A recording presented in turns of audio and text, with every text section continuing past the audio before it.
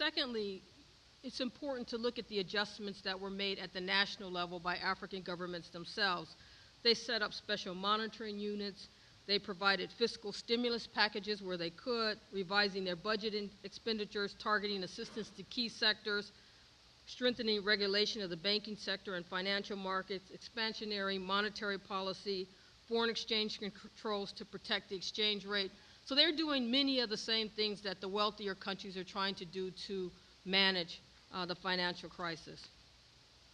If we move then from the regional and the national to the systemic level and look at the question of inclusion and of governance, I think of it in terms of representation, in terms of agenda setting, and decision making.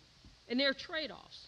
It's not so obvious that the key to managing these crises is just more countries are part of the decision-making structure. We move from the G8 to the G20, but as you move to a larger number of countries, you normally end up with the least common denominator, decision-making. And so there are trade-offs. The G20 is less able, for instance, to negotiate common positions and make coordinated decisions than the G8 was. Nevertheless, the G20 is considered more representative, and as more representative, more legitimate, but perhaps not as effective in some ways. So the question that you have to ask is, where do you draw the line? The question that decision makers have to ask is, where do you draw the line on inclusion? And this is a battle. This is a political battle. We saw it when the first G20 meeting was held, where countries were fighting to get to the table. They all wanted to get in, and this is an ongoing struggle of who's represented at the table. Secondly, the agenda setting. The G20 was formed to address global economic management issues. I think some of you would want them to do climate control. You'd want them to do many other issues of common challenge, challenge that we have. But the G20 is made up of finance ministers and central bank governors. It's not so clear that they know how to set CEO compensation, as one example. So the question then becomes, as you increase the issues that you're addressing, will the G20 be less able to deliver on the promises because they don't have the competence to really address those issues, which then, if they can't in fact deliver, do you decrease their credibility because they've become less effective? So that's another issue that has to be addressed and managed, is what issues do they take up? Is it everything, or is it the financial crisis? And then the question of the decision making, what I would call shares and chairs. And what's most interesting here is that the composition, it's major economies, but it's also a historical artifact of the fact of when these institutions were structured. In 1945, when Europe, for instance, had much larger economies and were much more influential globally. Well, that's less true today. And it's particularly less true in terms of the ascent of Asia relative to Europe. And there's what I would call an overrepresentation of Europe on these global institutions and an underrepresentation, a huge underrepresentation of Asia. A second one of these historical anomalies or artifacts is South Africa. South Africa is the largest economy in sub-Saharan Africa, yet South Africa doesn't have a seat on the board of the African Development Bank, and it has limited shares. Well, why? Because when the African Development Bank was developed or established, South Africa was an apartheid regime, and so it wasn't allowed to take a seat on the board. Well, now there are countries that continue to have that interest. In particular, Libya, Egypt, and Nigeria don't want to make space for South Africa, despite the size of its economy. Another example of this artifact or anomaly is our communist countries. They were also kept out. They're latecomers. And so you're going to have to address embedded interests to try to get to more inclusive global governance.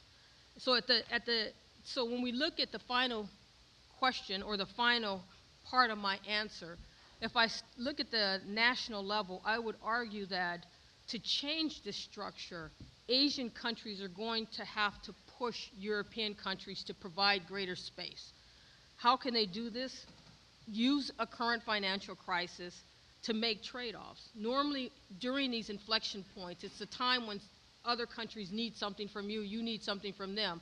Trade-offs can be made, leveraging can be taken or made. For instance, China has the leverage to force a restructuring in the IMF board.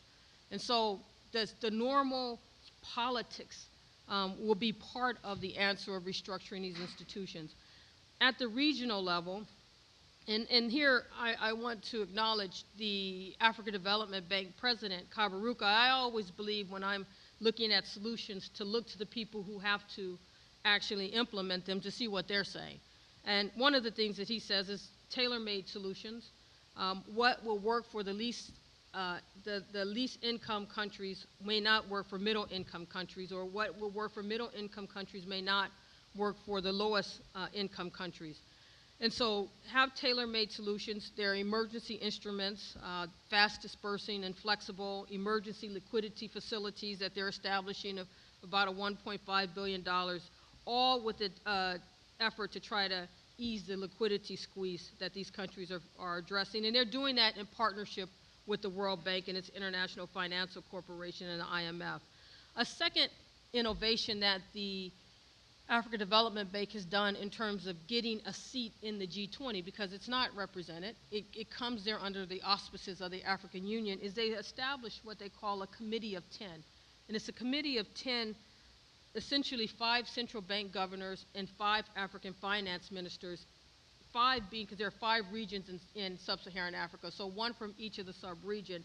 And they meet prior to the G20, and they try to then issue a communique that will say to the G20, these are the issues that are important to Africa. There's only one African country, sub-Saharan African country, that's on the G20, and that's South Africa. And they don't want South Africa to be the voice of Africa. And so they're trying to influence it by establishing this Committee of 10, another informal mechanism, but it's a way to get to become part of the dialogue, to become a more institutionalized part of the dialogue.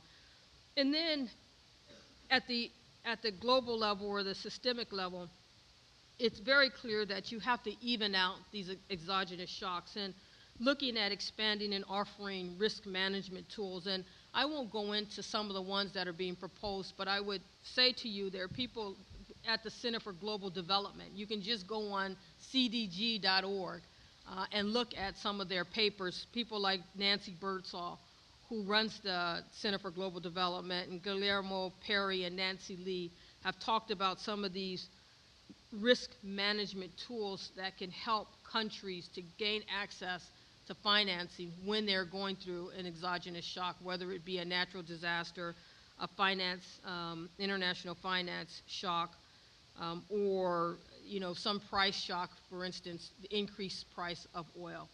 So with that, I look forward to our conversation and discussion. Thank you.